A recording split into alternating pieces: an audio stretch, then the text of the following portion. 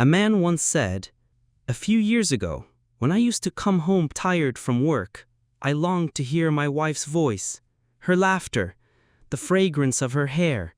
I remembered everything. But now, when I come home late, I prefer spending time with my friends rather than with her. I don't even want to talk to her anymore. Even when she calls, my heart doesn't feel like answering. When she sends me a message, I don't even feel like opening it. And at night, when she comes close to me, I only say that I'm tired and want to sleep. But the truth is, I'm not always tired. Deep down, I started feeling that maybe I don't love her anymore." That's when I began searching for answers.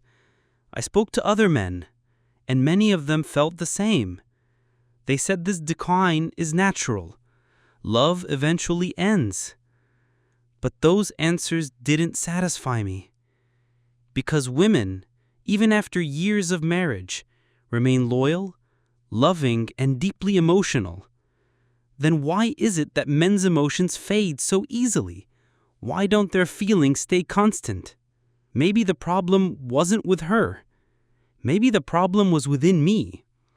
So I went to a psychologist. He listened quietly, then asked, "Do you believe in Allah?" I said yes.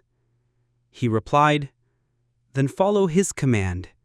You will heal without medicine." I asked, "Which command?" He recited Allah's words, "Tell the believing men to lower their gaze and guard their private parts. That is purer for them." Surah An-Nur 24:30. Then he said, "Lower your gaze. Try it just for 1 month."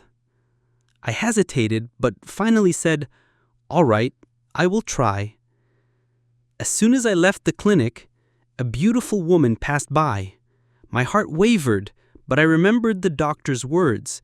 I immediately lowered my gaze and kept walking. The following days were very difficult. Temptations were everywhere. On the streets, on screens. My eyes, which were once pure, had become accustomed to filth. But I endured with patience. I gave it all I had. And then, on the 15th day, something changed. My heart felt peace, and I began to see my wife differently. I came home early. I called her name. She was busy in the kitchen. Suddenly, my heart softened. I embraced her the way I did on the first day of our marriage and whispered, "I love you."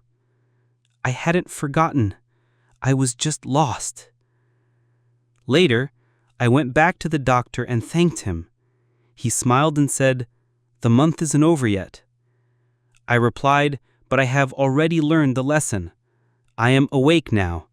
I've fallen in love with her again, as if for the first time."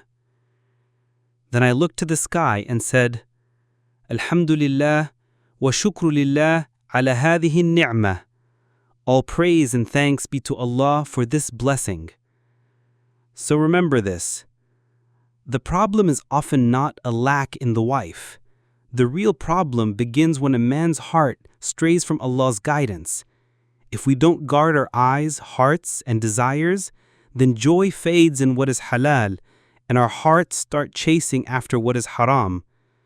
Islam gives us the solution to everything. Lower your gaze, avoid the haram, be grateful, remember your wife's virtues, fear Allah, have taqwa, and return to His commands. And as the Prophet ﷺ said, "The whole world is a provision, and the best provision of the world is a righteous wife."